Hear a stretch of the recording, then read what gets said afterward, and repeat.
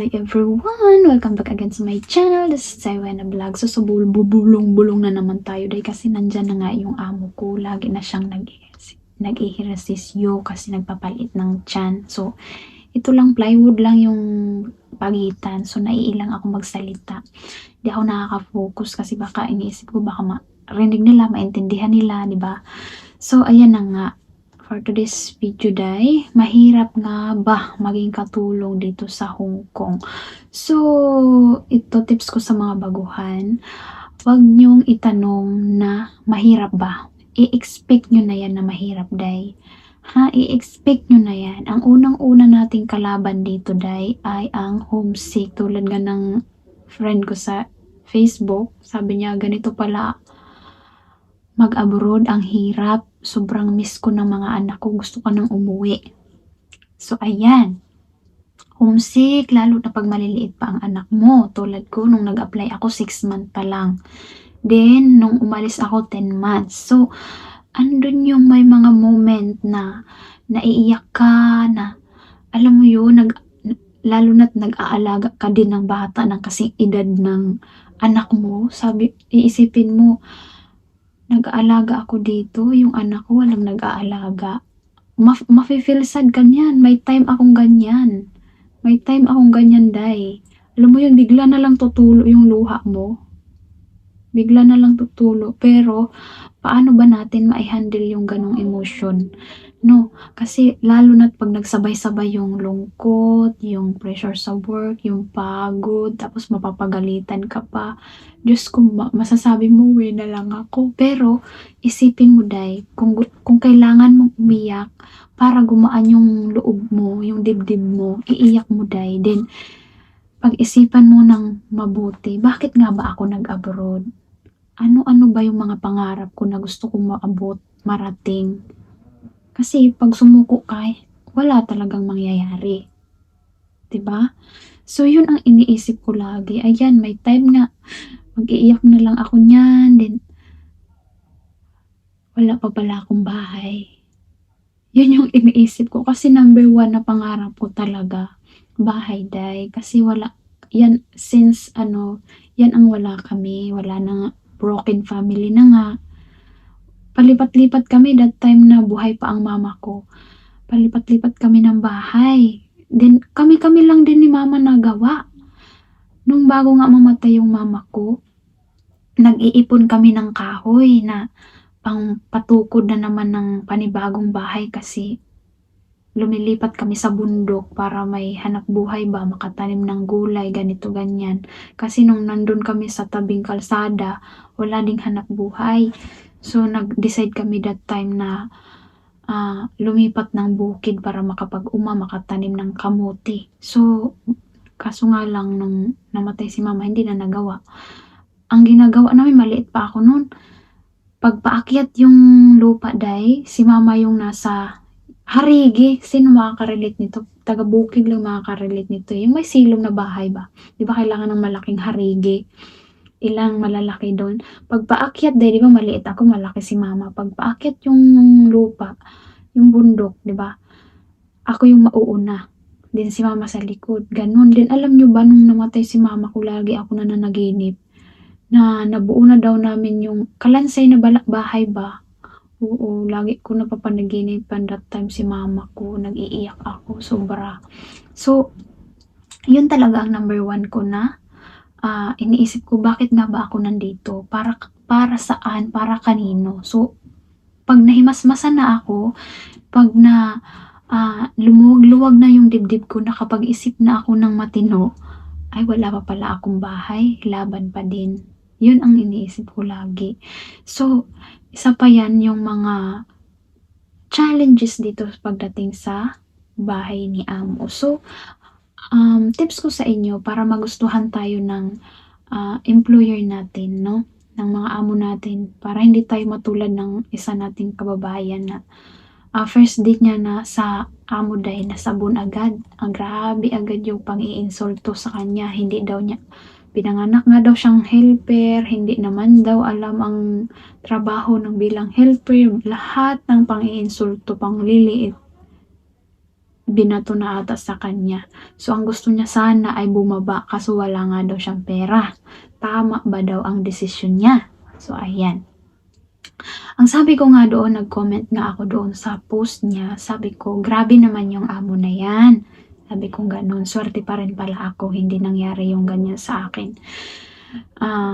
Kasi pag siya ang umayaw, siya ang magbabayad, first day pa lang niya. Siya ang magbabayad sa amo niya. So, ang sabi ko doon, antayin mo na lang na sila ang umayaw. Kasi kung ayaw ka talaga niyan, iti-terminate ka niyan, sila ang magbabayad sa'yo. Kung hindi ka nila i-terminate, may maliit pa rin na bagay, may nakikita pa rin silang bagay sa'yo na gusto nila. Pero, andun lang yung mabunganga talaga. So, tiisin mo lang, iiyak mo kung kailangan iiyak para yun ang paraan gumaan yung dibdib mo, iiyak mo. Ganon ang gawin mo. So, nung una ko sa bahay ng amo ko, day, unang dating ko kasi isang numero 1, day, nung papalabas na ako sa papalabas na ng quarantine, patapos na yung quarantine ko, sabi ko, ano kayang una kong gagawin pagdating sa bahay ni amo, ganon.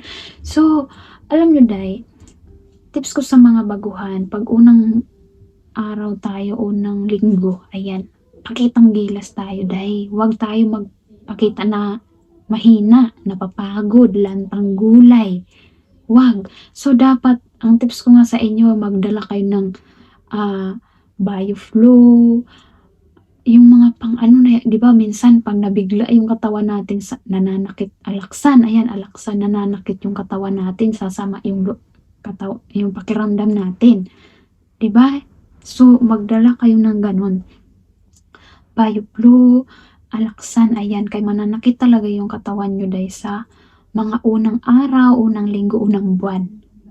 Kasi ito day, unang dating ko sa bahay ni amo, so tinanong ko kaagad, alas 4 ata ako dumating, then pinapunasan sa akin yung malita, pinaligo ako.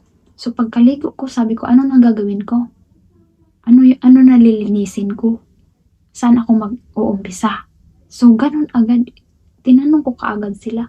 So ang unang pinalinis sa akin, ang CR. So pagkatapos ko sa CR, mga alas 5:30, ganun, tagal ako natapos kasi alam mo na, pag unang first day at lahat ng kasulok-sulukan, dutin mo talaga yung mga hindi na abutin mo talaga. Pakitang gilas, kumbaga. So, ang mga bahay dito ng mga amo sa Hong Kong, day, ay hindi naman malalaki. Maliliit lang. Kung tutuusin, kayang tapusin ng ilang oras lang. Pero, syempre pag bago tayo, magpakitang gilas tayo, lahat ng mga hindi nasusundot, sundutin mo. Kung wala na silang iutos sa'yo, magtanong ka kung ano pa ang pwede nilang utusin. Kinanon ko si amo, nag-thank you nga si amo. Nag-thank you siya. Kasi may pinaano si amo na by time, naka-bracket. O ganitong oras, ganito gawin mo. Ganitong oras, ganitong gawin mo. Ganitong oras, ganitong gawin mo. Wala na kasi akong copy ngayon, natapo na yun. Sinadya ko talagang iwan nung lumipat kami ng bahay. Sinadya kong iwan, hindi ko binitbit. So wala na akong time bracket na mga gagawin. So nung halos wala nang maisusunod doon, nagtanong ako. So nag-thank you siya. Kasi nagtanong pa ako ng gagawin ko. So lahat, yung mga chandelier, mga kesame, mga dingding, kasi lalo na pag winter season, day, pagka-spring, ang daming moist, ang daming mga dot-dot na itim-itim. So, pati ang kisame nagkakaroon ng mga itim-itim. So, kahit delikado, kumbaga, pwede namang hindi gawin, mag-ask ka. Yun nga ang sabi ko sa inyo, magpakitang gilas ka. Huwag kang magpakita na mahina, mahinhin, lantang gulay, napapagod, pagod na pagod. Dapat energetic ka. Kasi alam nyo, yun ang mga amo dito, tinitingnan nila kung sulit ba yung binabayad nila sa'yo. So, ayan na nga, usapang wala nang pag isa lang ang alaga mo, day, for sure, masasabi ko talagang may vacant time ka sana. Kung gugustuhin mo may 1 oras, 3 oras, pinakabakante yan. Kasi na-experience ko naman yung isang alaga lang. Meron talagang time, lalo na't may kasama ako na nag-aalalay. Pag tulog yung alaga ko, andun pa yung matanda. So, obserbahan mo muna ang amo mo. Kung okay ba sa kanila na nakatambay ka, na bakante yung oras mo, nakaupo ka lang, obserbaran mo. Pag tulad sa akin, one time na almost magluluto na ako, din almost magigising na din, anytime magigising na din yung alaga ko. So, hindi na ako naghanap ng gagawin. Kasi, alam ko, pag maghanap pa ako, baka hindi ko lang matapos. So, that time, pagka-uwi niya, sabi niya, pag wala ka nang gagawin, ganito gawin mo. So, alam ko na, sabi ko, ayaw niya na nababakante. So, pagdating sa paggamit ng phone, ayan, pagbago ka, day, mati, kahit ex-abroad ka ha, kasi meron na terminate dahil sa paggamit ng phone. Nung una, gumamit siya, hindi naman siya sinita, yung pala, dumiretso sa agency at doon na, terminate na siya on the spot. 'Di ba? So, observe ka muna. Baka ayaw nila eh. 'Di ba? Observe ka muna. So, tulad ko, nung lumipat na nga kami ng bahay, then, nagme-message siya sa akin eh. Nagme-message siya. Wala din kaming telepono that time. So, sa akala ko okay lang na i-open yung, ilabas yung phone. Kumbaga, ganyan. Nasa labas lang kasi pag nag-message siya, makikita ko. So, hindi ko siya sinilent. So, two days na, ang nangyayari pag nagme-message siya, natulog yung bata, syempre, hindi ko sinilent. So, nagigising. Nung pangalawang araw, ganun ulit. So, pagkagabihan nun, sinabihan niya ako, huwag kang gumamit ng phone pag oras ng trabaho. So, hindi na ako nangitwira na siya naman yung kausap ko, siya naman yung nagme-message kaya tumutunog. Hindi na ako nangatwiran, sabi ko okay. So, ayun, hindi ko na, pag working hours, hindi yan nakalabas yung phone ko. So, kung nakalabas man, syempre patago. Kasi, alam mong bawal, alam mong ayaw niya, wag mo nang kontrahin. Kasi ikaw malulugi. Kasi, pwede kang i-terminate anytime. Kasi yan ang tinitingnan talaga ng mga amo kung sulit ang binabayad nila sa'yo. No? So, dapat mag-observe talaga. No? Dapat sipagan din lagi. Na sabi ko nga sa inyo, dapat hindi kanila makitang bakante, nakabakante ka. Sabihin na natin na everyday, oo, ganyan dati nung isa pa lang alaga ko, dahil deep clean lagi. Halos talagang lahat, taob-taob, kumbaga, usog-usog talaga lahat everyday yan. Kasi wala ka naman nang gagawin. Pag isa lang ang alaga mo, halos wala kang, mabilis lang maliit lang yung bahay eh.